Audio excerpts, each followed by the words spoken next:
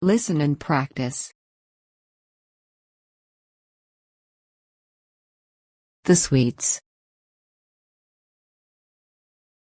Angelina liked sweets. Her granny had a jar full of sweets. She gave Angelina one sweet at a time. But Angelina wanted more. Many, many more. She quickly put her hand in the jar of sweets. She took 1, 2, 5, 10, many. But her hand was stuck in the jar.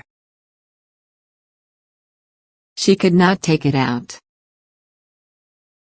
She began to cry. "Oh, what shall I do?" "Let go of the sweets," said her granny. Angelina let go of some sweets. Still, her hand would not come out. She let go of some more sweets.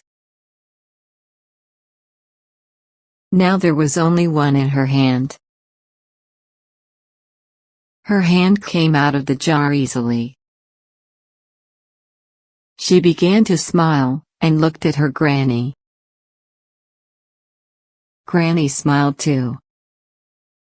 Angelina said, "Now I will take only one at a time."